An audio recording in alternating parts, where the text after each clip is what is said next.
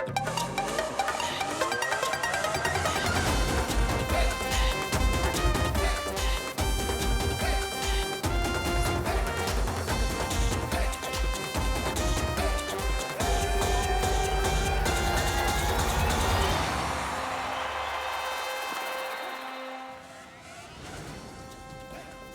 English juggernaut seems to be back on track, but it's not yet done for them in the semi-final. They have to beat New Zealand, a team that they haven't beaten in 27 years in the World Cup, if they are to secure a berth in the World Cup semi-final. They need to keep matters in their hands. They need to beat Kane Williamson's New Zealand, who themselves, after going 3 weeks unbeaten in the tournament, are now staring on their third successive defeat in the World Cup. It's England v New Zealand. England have to treat it as a virtual quarter-final, and it's the game we're looking ahead to on ESPNcricinfo Matchday UK 2019. Hello and welcome. I'm Ronak Kapoor with Ajit Agarkar and Daniel Vettori. It's good to see the two of you. I haven't seen this pair in a while.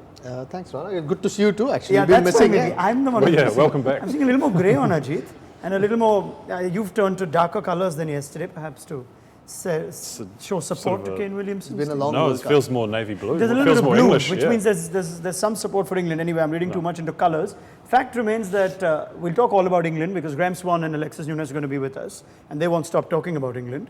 But New Zealand themselves, after starting so steadily, have now just tapered off a little. Are they under a little bit of pressure, Dan Vettori? I think so, but within their unit, they've known within themselves that these last few games are always going to be so difficult. And I don't think they'll panic because they got off to such a good start. I think those 5 wins really set them up for the tournament. And even if they lose today, it's difficult for them to miss out on the semi-finals. So I don't think it will be panic stations. I think they will still be confident because they've been a good team for a long, long time now. The thing they'll want to get away from is relying on Williamson. They'll need some performances from Guptill, Latham, Taylor to help them out. How much of that India defeat would just settle England, which for them the picture was looking even bleaker? The manner in which they've beaten India, how much of that is now just oozed them with a little more confidence than they would have been otherwise? Yeah, massive, I think. Yeah. And India till then looked the best team in this competition, even though England is one of the favourites. Jason Roy obviously coming back in has helped massively to them. I mean, you could clearly see, and even though he was lucky on the day, should have been out, you can see what an impact he makes at the top, just helps Bairstow play better, so they look a better team with him in it. But still, they've still got a job to do and win today. All right, and you just have a look at the points table and you'll know exactly what the equation is. Now, Bangladesh's defeat to India yesterday puts them out of contention, but that game against Pakistan that they'll finish off with at Lord's on Friday will have Pakistan knowing exactly what the equation is. What they would want is for New Zealand to beat England, so any sort of win against Bangladesh would give Pakistan a backdoor entry. But England winning keeps them firmly in the tournament. They don't need to worry about other results. And then New Zealand will have to look at the math and see how much Pakistan need to win by if they are to have an unceremonious backdoor escape from this World Cup. It's very unlikely given the huge margins that are required in both games. And we'll come to that if it does happen. But for now, let's go to England, where the Duke of Durham himself, His Royal Highness, Graeme Swann is there. Alexis Nunes is with him. Alexis, all yours.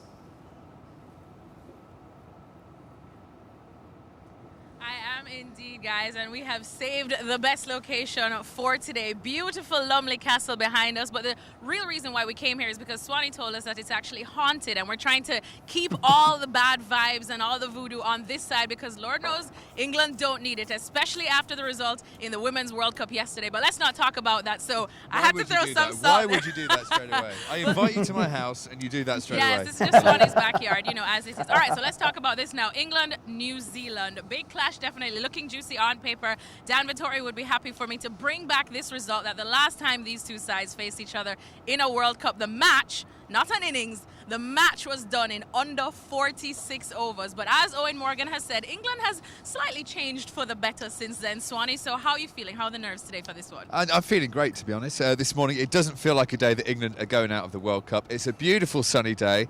It's up in Durham. The last time I watched New Zealand play here in Durham, Kevin Peterson batted left-handed and England won. So it's very good vibes. I know the record, New Zealand against England in the World Cup, is heavily in favour of the Kiwis, and you've got the best New Zealand player actually sat in your studio, so there's nothing to worry about anymore. No sledging, not like when Huss is No, here. Dan Vettori is the greatest human being on the planet, and he's not playing, so England are very happy going into this game. I mean, it was panic stations a week ago before the Indian game.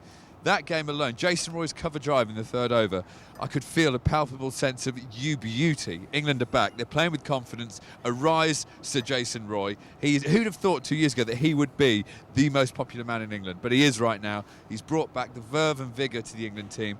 And I can't see them doing anything but win this game if they play in the same manner as they did against India. All right, well, let's talk about that man then. Why shan't we? Because Jason Roy, he really has been the man for England. I keep bringing it up, but you did say that thing to me just a couple of weeks ago, probably, that if it's one person that England can never afford to lose, it is Jason Roy. And if you bring up some of his numbers just in the England team overall, you will see that it is absolutely better. I mean, in 24 innings, England just have been absolutely winning. They are better with him, and he himself actually does better when England are winning, because he clearly is the one that is a catalyst for these kind of things. And England do seem to do better when he makes half centuries, or at least a century. So what's just so special about him, and what do you want to see from him today? Well, I think there's two things. Firstly, Johnny Bairstow feels a lot more comfortable with Jason Roy at the other end. You saw the other day against India, despite getting 100, when Jason Roy got out, Johnny Bairstow was half the player. Joe Root was at the other end, who just nurdles singles, and he's a brilliant player at manoeuvring the strike.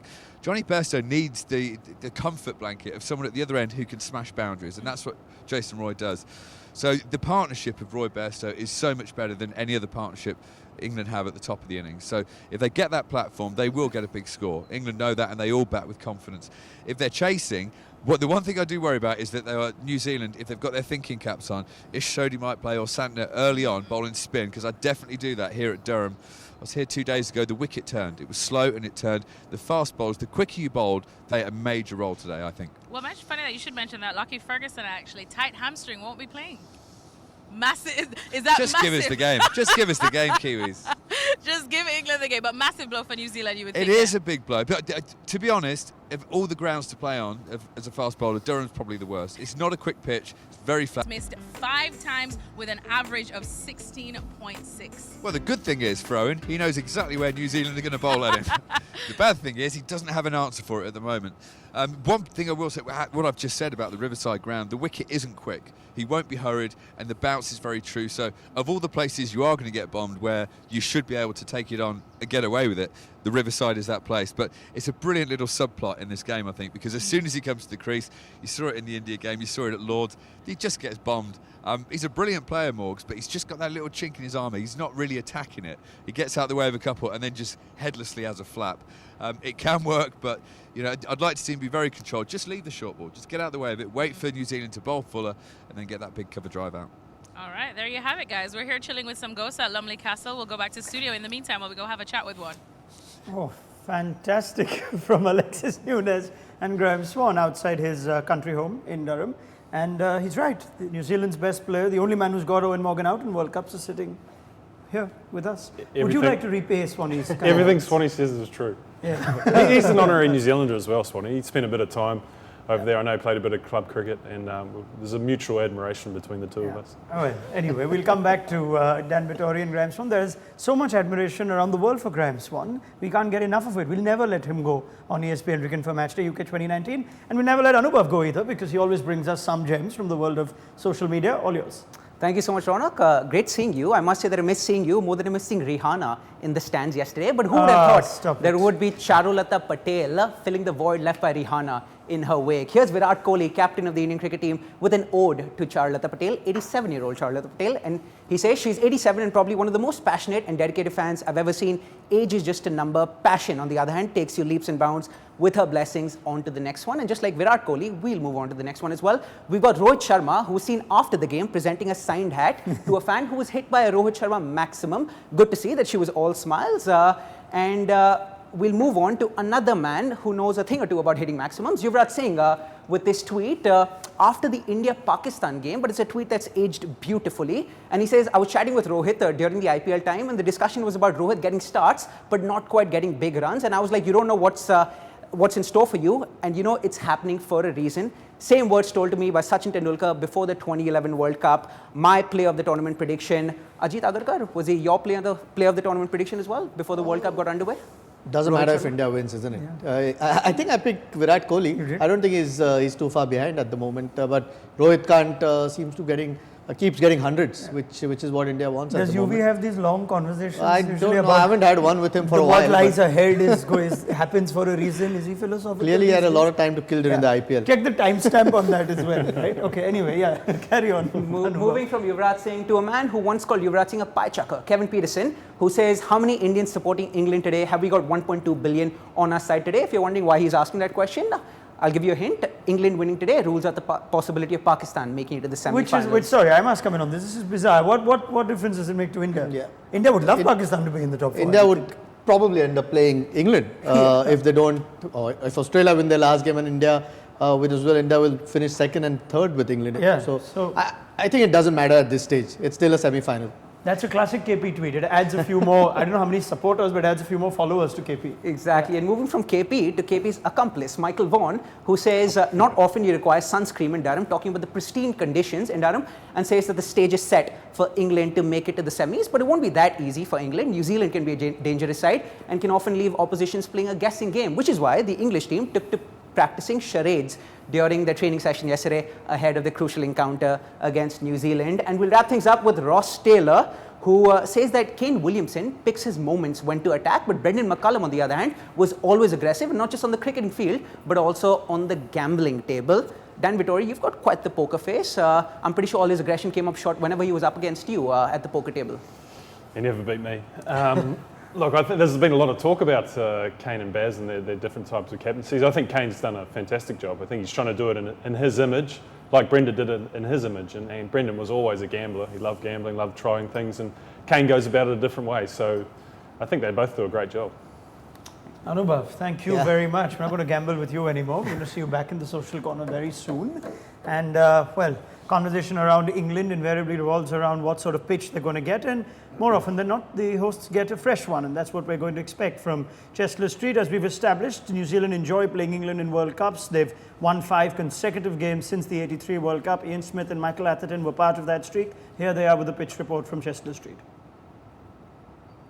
And viewers on ESPNcricinfo, stay right with us. We continue this chat on the potential of what a new wicket can do. And we saw what it did for England against India. Surprise, surprise, they've got one against New Zealand as well.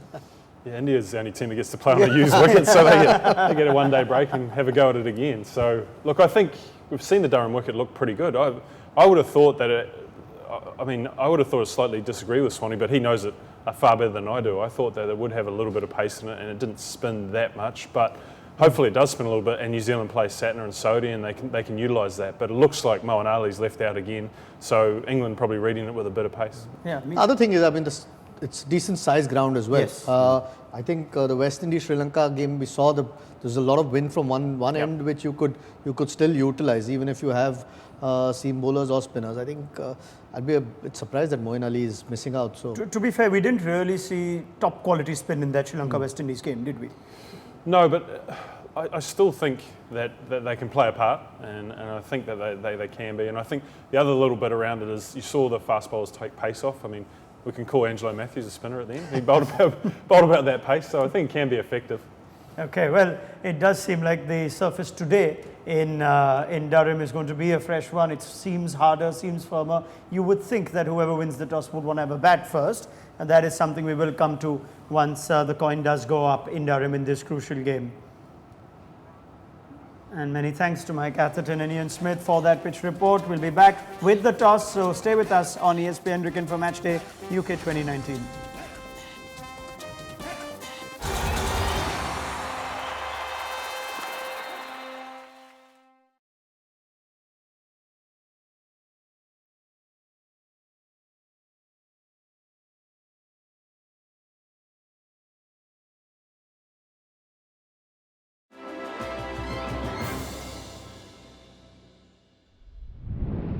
My favourite World Cup performance was Tim Southee versus England, taking 7 for 33, I think. And I think it was the time that the New Zealand team really, I suppose, not stamped its authority, but everyone within the country stood up and took notice. I think everyone was hopeful that the team would do well, and I was slightly optimistic. But when Tim came in and bowled in that manner and dismantled England in that situation, I think it gave everyone hope. It gave everyone belief that the New Zealand team could go on and do something pretty good in a World Cup. And I think for New Zealand fans, for the public, beating Australia is very important, but beating England is just as important. So that in front of a full crowd, crowd chanting Tim's name, which hasn't happened that often. I think you'd have to almost hark back to the Hadley days when the whole crowd was chanting out Hadley. In this case, 30,000 I think was chanting out Southey. So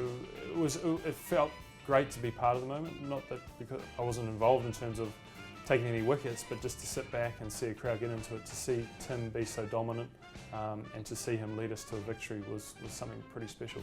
He swung it. He really did swing it that day, and I think he was as brave as you could be in that situation. I think he got that early swing early on, and he really pitched the ball up. He invited from the ball swing. He got the confidence because he was bowling so well prior to that as well. But I think as soon as he saw it swinging that much, he knew he could be so effective on that day.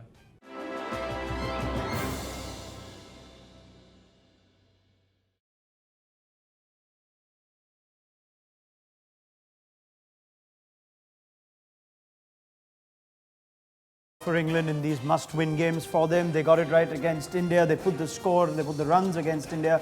Will they get lucky this time as well? Viewers in the Caribbean, it's time for the toss now. Both captains with Michael Atherton at Durham. And viewers on ESPNcricinfo, stay with us. We continue discussions with Dan Vettori and Ajit Agarkar. And from what we've seen of Eoin Morgan winning the toss and wanting to bat first, probably indicating a slight shift in the philosophy where England otherwise were deemed to be very happy chasers no matter how much they had to chase. Well, they've looked good. It just sort of changed their whole dynamic around the way they went about the game. And probably Jason Roy as well made a difference there, that him coming in, they have so much confidence in him to take the game onto the opposition. And also they probably read the wickets really well, that they look like they're going to be flat and maybe slow up a little bit. So it's a really positive move from England, and I think that's the mindset that they've talked about off the field. They want to make some changes. They want to go back to the way they played leading up to the World Cup, and we've seen it in the India game, and they hope it will transition into the New Zealand game as well. One thing's about the pressure of a must-win game and batting first. The other thing is having more confidence in your bowling, which England seem to be getting more and more of now. Is that a fair point? Yeah, I guess so, but I think it's the runs that they keep putting on, whether they bat first or have been chasing over the last couple of years, that has given it's the batting that sets it up for them. Of course, Jofra Archer's changed their are so critical to their performance, whether they bowl first or second. Yeah, except that Swann thinks he should be rested today, but anyway, yeah. Yeah, I mean, Swann is confident with this England outfit without him, I guess. But see, New Zealand would have obviously liked to bat first, but or would like to bat first, but I don't think they'll mind if they get to bowl. But they just hope that there's enough with the ball. If they can create some early inroads in this England team, England's under a lot more pressure in this game than New Zealand is. And you would say that New Zealand under pressure too. Like you said, they need more than a one-man show in Kane Williamson.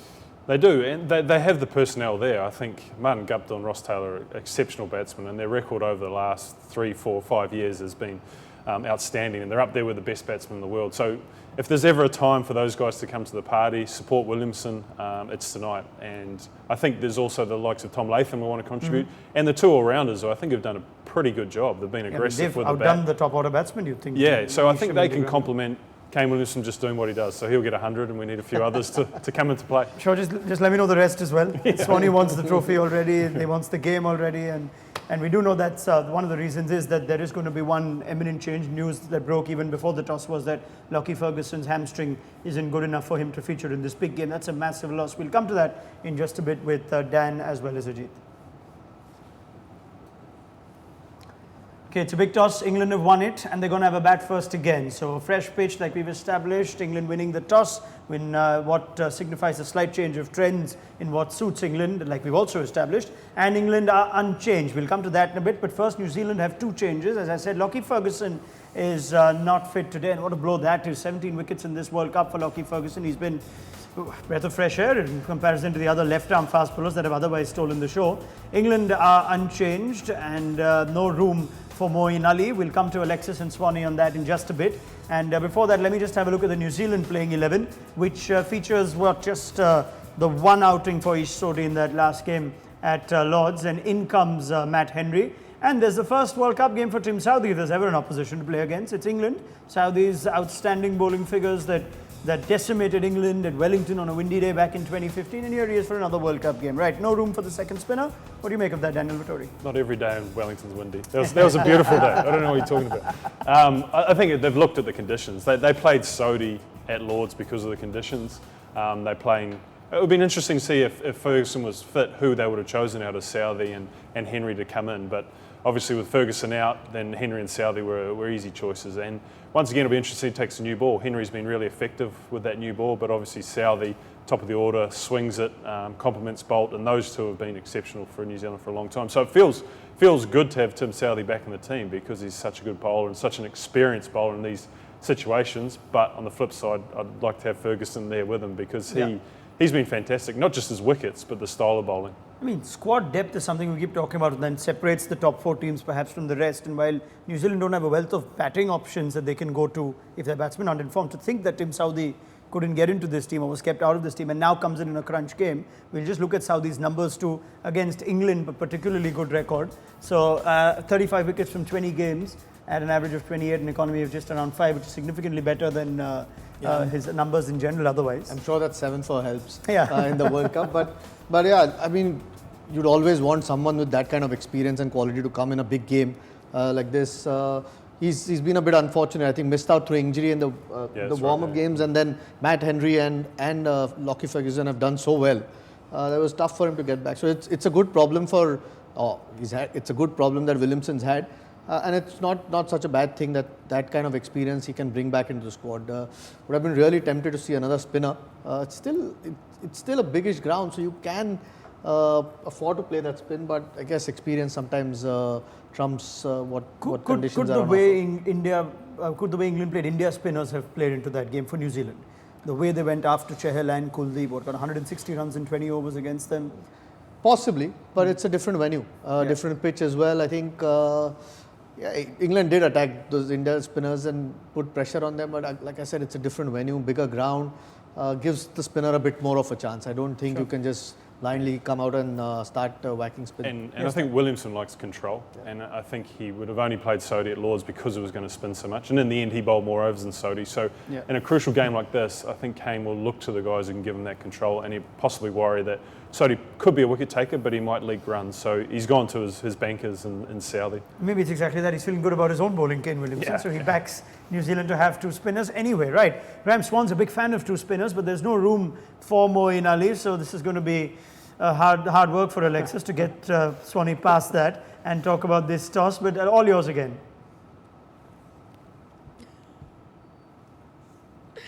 Oh boy, Ronak, you already said it there. You already struck that heartstring where we are going to go on a Moeen Ali rant. But let's just get to that. We'll get to that in a little bit, Swanee.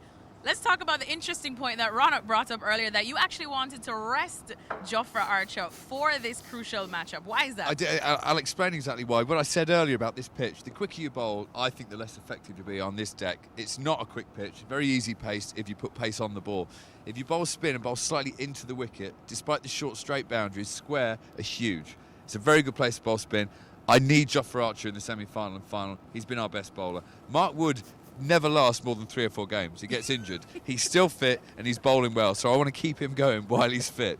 So that's what I've done, because I desperately want to get Moeen Ali back in the team. I think New Zealand have actually played into England's hands by not playing Ish Sodhi, so neither of them will have the advantage of having the extra spinner. Joe Root's a better spinner than Kane Williamson, I think, but you know they'll both go at 5.5 and over and pick up the odd bonus wicket.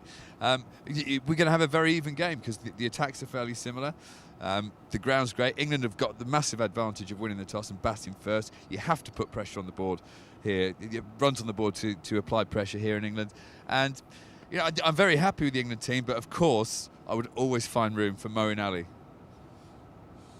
All right, so his heart is still broken. His heart is still broken, but don't worry. That's it. It's finger spinners. Oh, Dan here we will go. tell you, finger Here we spinners. go. I mean, we're always at the top 10 of the world's bowls, always winning games for our country, never get All the right, recognition. yeah, One great. little leggy comes in, Is that, Shane what's that Warne, over there? unbelievable. What's that It's in the rubbish. top window? What's that in the top window? Back to you guys.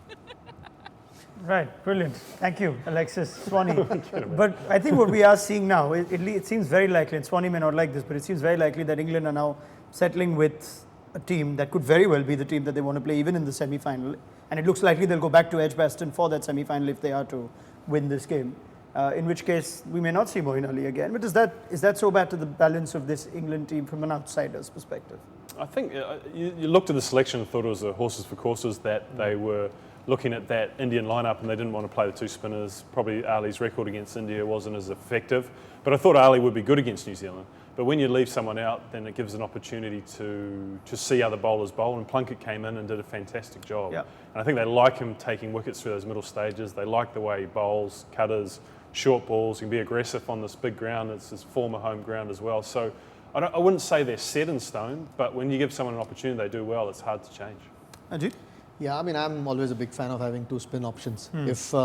If you have two good ones, and England do have Moeen Ali, I think his record is fantastic. He's not, I can't remember too many times that batters have got after Moeen Ali and he struggled to bowl, even in good conditions. Even in that game against Pakistan, where Pakistan scored big, he still bowled well on that particular day. So if you can find room for two spin, it just gives you better balance. England have the luxury of having a Ben Stokes, who anyway is your fourth seamer.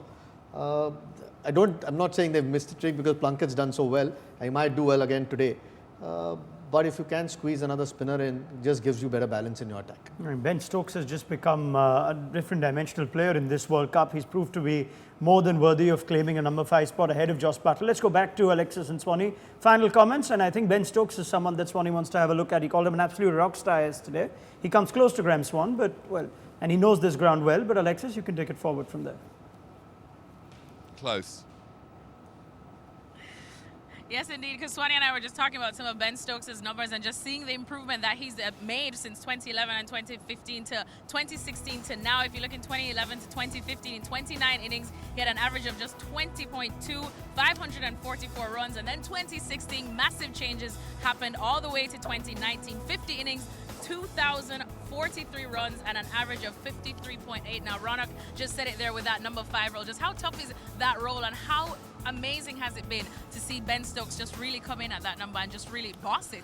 Well, every team wants a world-class all-rounder, and Ben Stokes is that. The one thing about him, due to his enforced layoff, when he came back, he took a long time to get back in form. All the fans of the IPL will know that. He was next to useless in the IPL, almost like he was saving himself for the World Cup.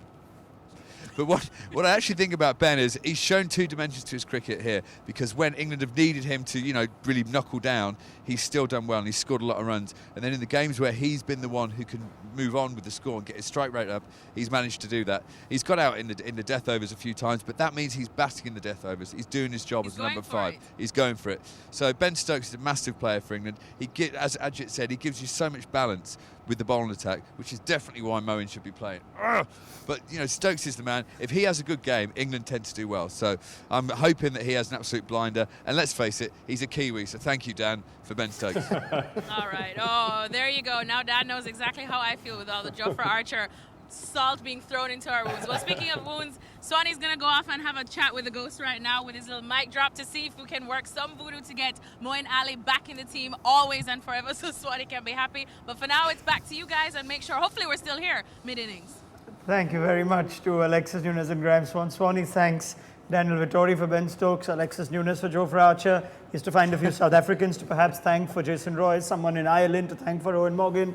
It's going to take a while, Swanee, to make friends all over the world, but we'll come back to Graeme Swann and Alexis Nunes at half-time. We'll also come back with Dan Vettori and Ajit Agarkar for viewers in the Caribbean. It's time to move to live action on the other side of the break, where England are ready to take on New Zealand. They've got their confidence and mojo back, and they've got a New Zealand team that's had 2 losses in a row. Will they bounce back? Pakistan are watching this game eagerly too. We hope you are. We'll catch up at halftime on ESPNcricinfo Matchday UK 2019.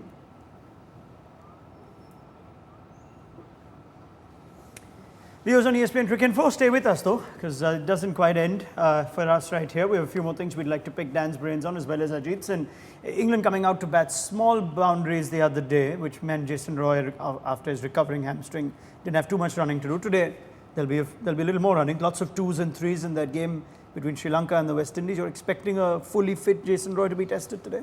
Yeah, I think he got hit on the elbow, if I'm not wrong. Well, that's why he didn't. Yeah, that's why I didn't. Yeah. We'll soon find out. Actually, that's another test, and we've seen how important he is to the England team. And if his hamstring's not quite right, they'd still be worried going through the semi-final. I think the first worry would be to get through Trent Boult. If there is some swing on offer, which there is likely to be early morning.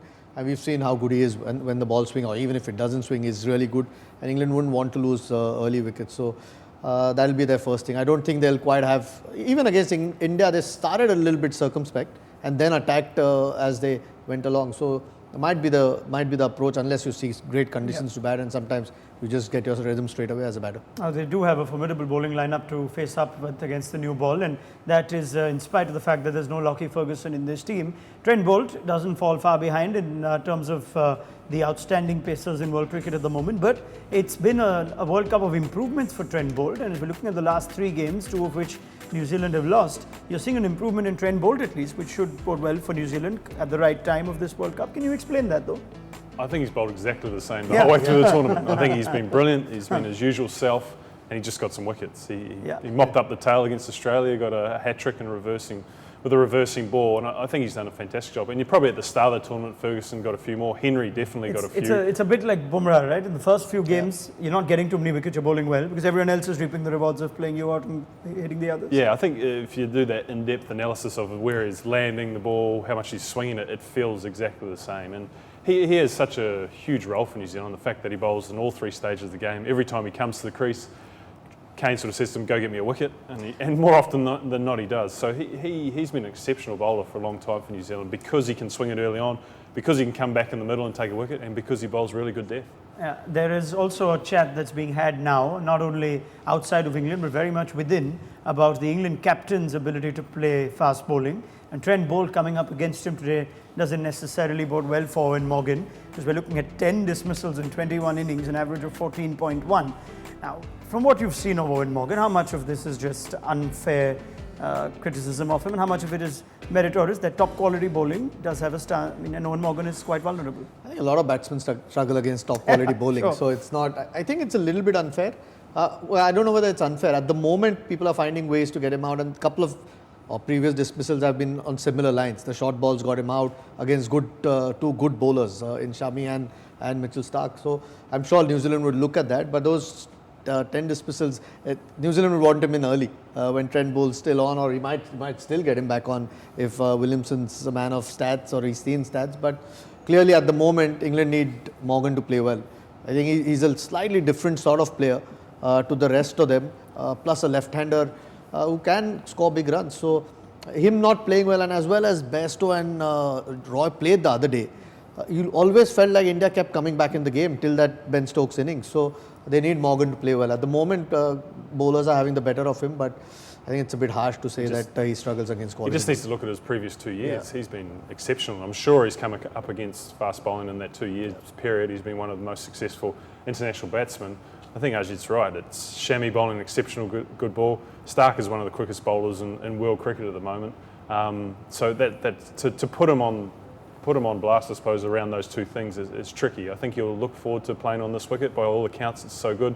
And Ferguson not being in there, you could have, I think as soon as he walked to the crease, Ferguson would have come in and bowled and tried to bowl bounces to him, but that's not going to present itself today. Is that a role that Henry takes on then? I don't know. I think it'll be shared around. I think Southey, Boult and Henry all similar sort of pace. Yeah. So I think they'll all go about that. Neesham could be a guy. He might potentially on his day can be the quickest. So you could see him come in those middle stages to try and fulfil that role. And with Doki Ferguson out now, how do you then substitute for his absence? Southey and Boult take the new ball for you?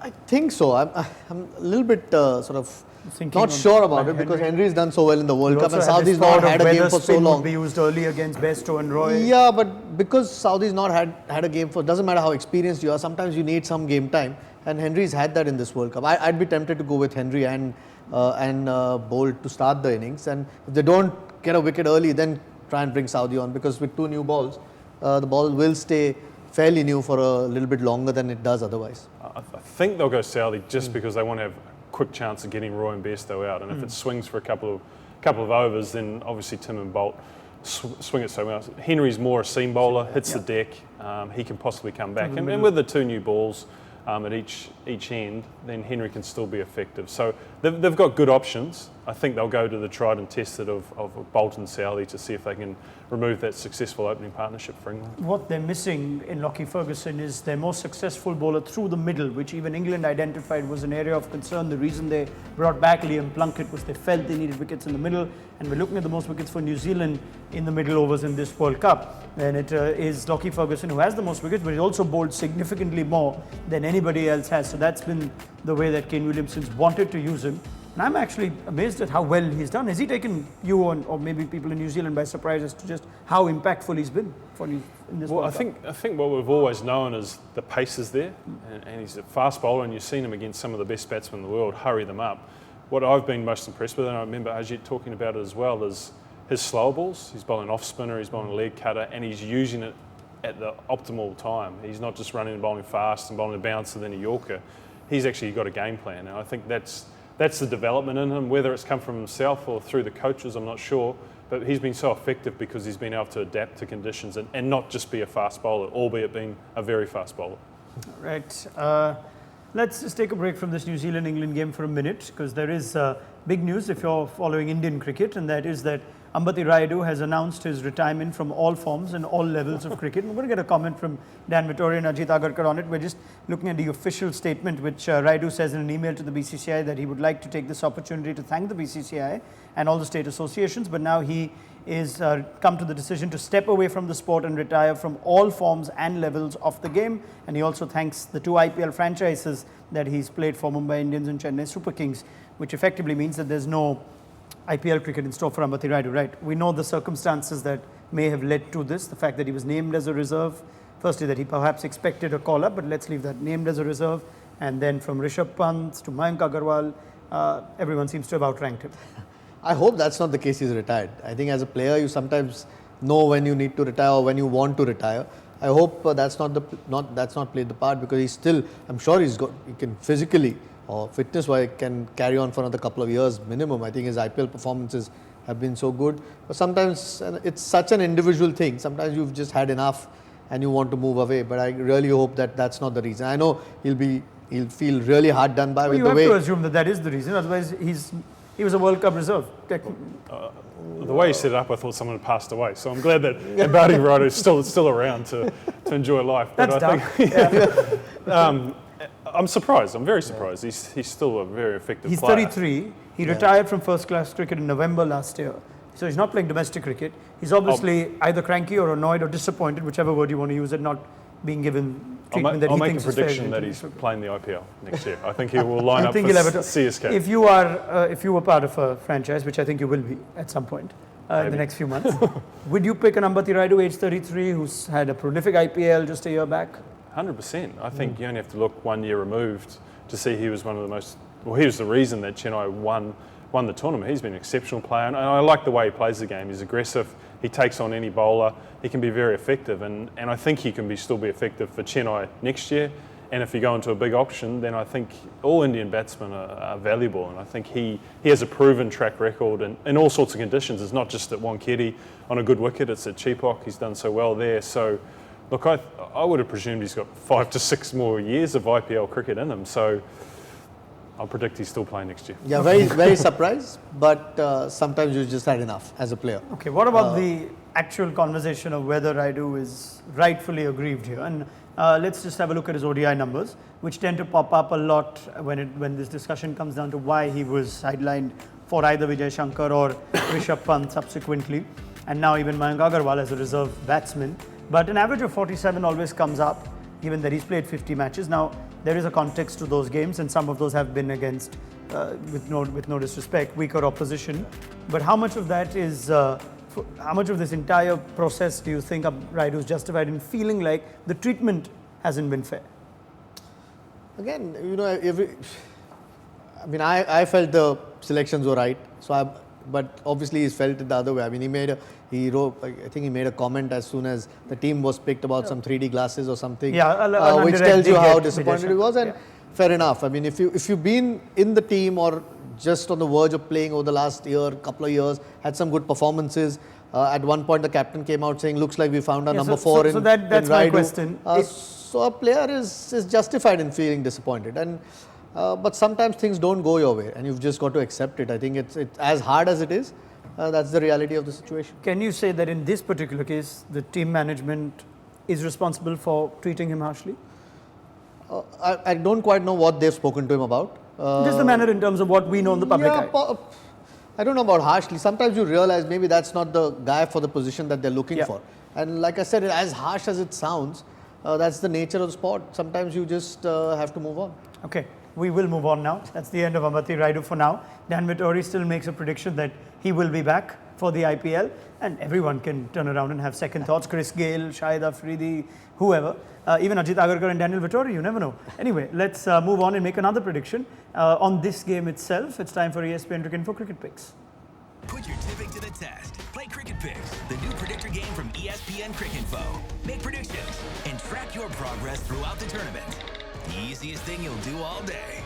Go to ESPNcricinfo.com/cricketpicks and play today. Daniel Vettori is the only man standing with New Zealand. I'm sorry, Daniel, if anyone would have asked me, I would have said New Zealand, but no one asks me, so you're all on your own today. I obviously had to go for them, but I still think they can win. I mean, they've played some good cricket. I think the thing in this tournament for England, India, New Zealand is that as soon as they've had one loss, people have started to panic outside their actual team environments, and that's one thing that New Zealand won't do. They'll still back themselves to play their natural style, the way they know, and they've been so good for so long that they'll back themselves to come in again today and do that. All right, and remember, not this Cricket World Cup, why just watch the match when you can play it too? It's time again to check out Hotstar Watch and Play. Super cool innovation that lets you invite your friends, predict every ball, chat about the match all in one place. And if winning the prediction isn't enough, you get to win amazing prizes too. So get on to Hotstar Watch and Play, and you'll have Ajit and Dan partaking in some conversation there in a little while from now too. Before we do wrap, Mitch Santner with the new ball. So again, not the first team to employ spin early on against Eoin Morgan. You like the move? Or was it just a short-term From the few balls, move? it looks like it's Trent Boult bowling left-arm swing. He's actually swung a couple, so I mean, Trent Boult will look at that. But this is purely a match-up to Roy. And even Bairstow, we saw Tahir do it earlier in the tournament. There's a line of thought that Roy early on against spin is susceptible. We'll see. He played it exceptionally well in the last game. Tahir and Shadab Khan were successful. Shakib Al Hassan and Mitch Santner so far. So it's one thing's leg spin, the other's left arm spin. It's also who you're trying. Mitch Santner with the new ball, is that a short-term experiment? No, he's done it a lot, not only domestically but internationally as well. So he'll be very comfortable with that new ball.